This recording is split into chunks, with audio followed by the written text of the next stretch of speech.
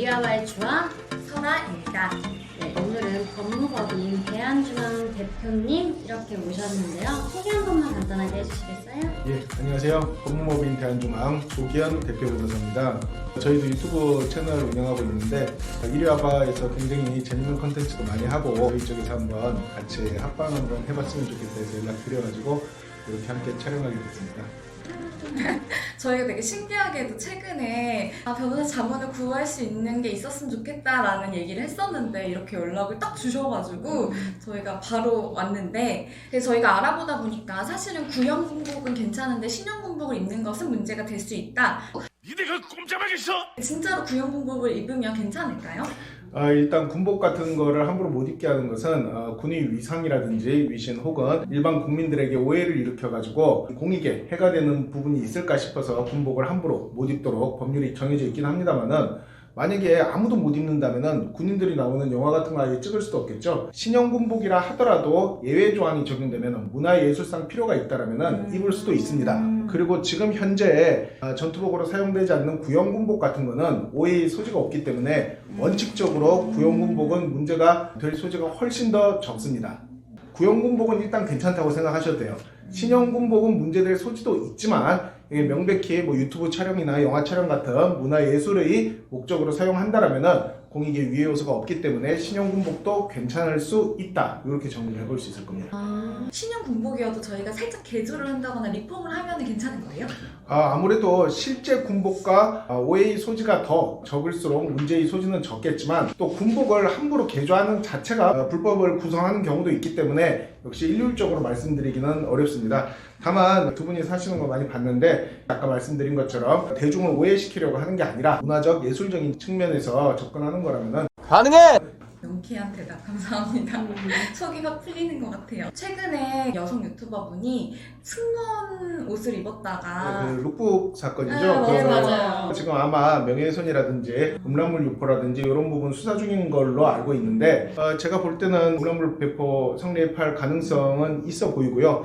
그리고 명예훼손도 성립할 가능성이 전혀 없는 것은 아닌 것으로 보여요. 승무원인 것처럼 해가지고 선정적인 방송을 찍는다는 게 승무원들이 명예를 훼손한다라고 판단될 수 있는 가능성도 있기 때문에 범죄가 성립할 가능성은 있어 보이기는 합니다만은 저는 상당히 안타까운 사건이라고 생각합니다. 기준이 애매한 것 같아요. 애매하죠. 결국에는 사실 이 수사나 재판이 진행되다 보면은 특정 시점에서는 검사나 판사가 가치 판단을 할 수밖에 없어요. 쉽게 얘기해서 뭐 검사 마음, 판사 마음이기 때문에 정해진 법률만 봐가지고 결론을 다 예측하기는 좀 어렵습니다.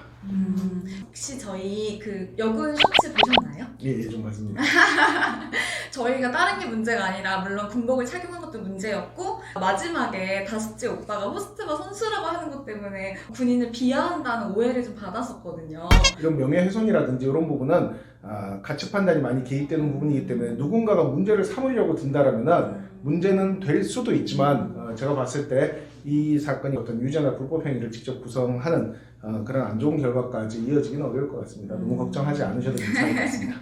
군인 영상에 조금 악플이 되게 많이 달려있어요. 어떻게 대처하면 좋을지 사실 상처를 되게 많이 받았거든요. 뭐 얼굴 비하부터 해가지고 얼굴이야. 이거 고소되나요?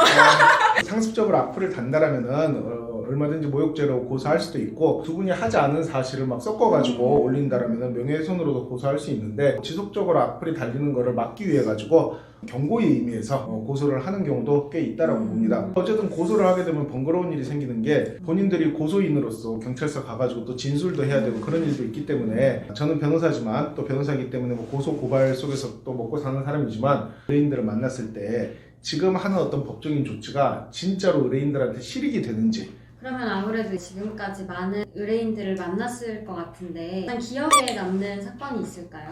오늘 이제 군복 얘기가 나왔으니까 직업은 원래 뭘 파는 사람은 아닌데 사제 전투화를 인터넷에 올려가지고 원래 그 군용물을 함부로 팔면 안 되거든요. 근데 군용물을 함부로 팔았다라는 죄명으로 검사가 그 사람을 유죄라고 판단해가지고 기소유예 처분. 기소유예 처분은 죄는 있지만 가벼우니까 봐준다는 거예요. 어쨌든 검사가 유죄라고 판단한 사건이 있어요. 근데 당사자 입장에서 매우 억울하죠. 시중에도 밀리터리 룩 같은 것도 많이 팔고 특히 이 사람이 올렸던 사제 전투화는 군인들이 신는 전투화랑은 상당히 다르게 생겼습니다. 그런데도 검사가 너 군용물 함부로 팔았으니까 유죄라고 판단을 해가지고 자존심이라든지 명예감 때문에 도저히 못 참고 저한테 온 사건이에요. 그래서 그 사건을 제가 헌법재판소에 가져가가지고 헌법재판소에서 무죄 판결을 받아냅니다. 기소유예를 받게 되면은 벌금 정도로 끝나는 걸까요? 저는 유죄야. 하지만 벌금 같은 이런 처벌은 주지 않겠어. 이게 기소유예입니다. 그렇지만 너는 유죄야라는 게 기소유예에 내포되어 있는 거예요. 이 기소유예는 일반 법원 가서 다툴 수는 없고요. 꼭 헌법재판소에 가서 다퉈야 되는데 헌법재판소에서 무죄에 해당하는 판결을 받아내게 되면 기소유예가 없어지게 됩니다. 혹시 변호하기 싫은 사건도 있으셨어요?